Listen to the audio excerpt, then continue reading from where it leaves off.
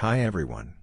The 2021 Mercedes-Maybach GLS 600 brings the storied Marque's ultra-luxury touch to the marketplace. The GLS 600 is loaded to the gills with fancy features, and its handsome but flashy exterior will leave no question to the level of wealth or celebrity luxuriating inside.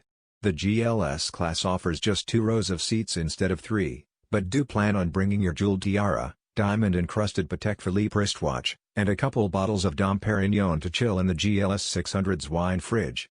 The Maybach GLS 600 joins the S-Class as the second vehicle to come out of Mercedes-Benz's ultra-luxurious sub-brand.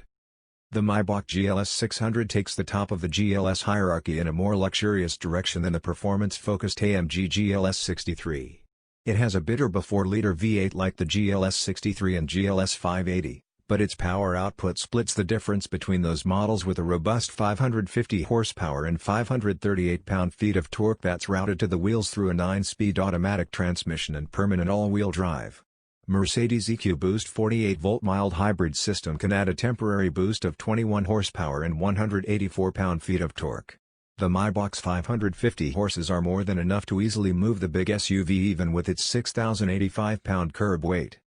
Even in its most aggressive drive mode, the Maybach feels as though it's gliding forward during acceleration, but a quick glance at the speedometer assured me that the big SUV was moving much faster than it felt. It'll sprint from 0 to 60 miles per hour in an estimated 4.8 seconds. Mighty impressive for such a large beast. This feeling of flying over the road rather than riding on it becomes even more apparent when the road turns curvy.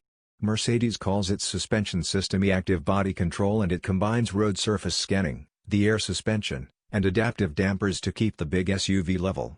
This combines with a curve inclination system that will actively lean the Maybach into corners up to 3 degrees, like a motorcyclist would, to make any lateral forces even less perceptible to passengers. The Maybach GLS 600 also includes a new Maybach Drive mode that is supposed to be even more comfortable and isolating for rear seat passengers. From the driver's seat it just kind of felt like comfort mode with a bit more throttle response and the curve mitigation dialed all the way up. Though the shape is similar to the other GLS models, the Maybach will never be confused with its relatives, especially with one of the available two-tone paint jobs. If that doesn't do the trick, then the unique grille with vertical slats or the massive 22 or 23-inch wheels will set it apart. Maybach emblems adorn the wide D-pillars, and the rear gets a Maybach badge as well. From the moment you step into the Maybach GLS, it absolutely uses elegance and luxuriousness. Even the running boards that flip out to help you climb into the SUV feel expensive.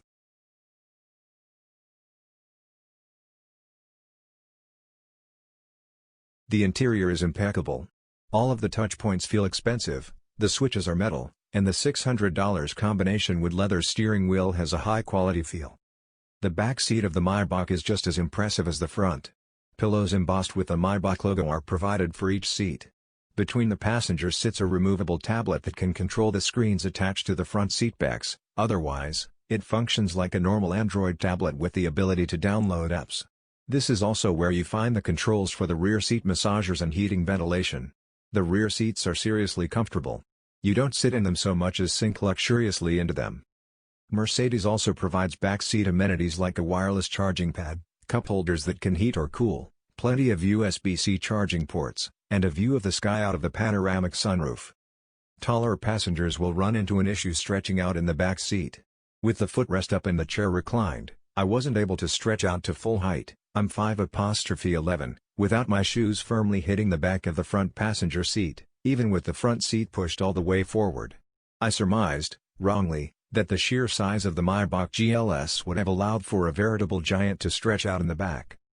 Cargo room behind the back seat measures 18.4 cubic feet. The Maybach also comes with a cargo lid that can't be removed, further constraining space, and the rear seat doesn't fold down either.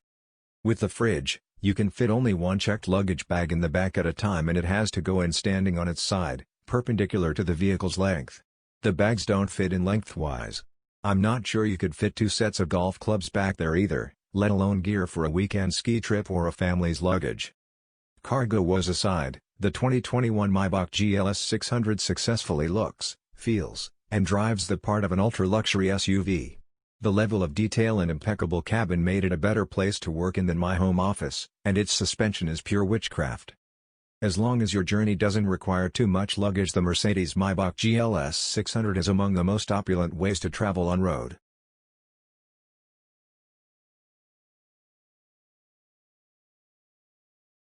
Thanks for watching.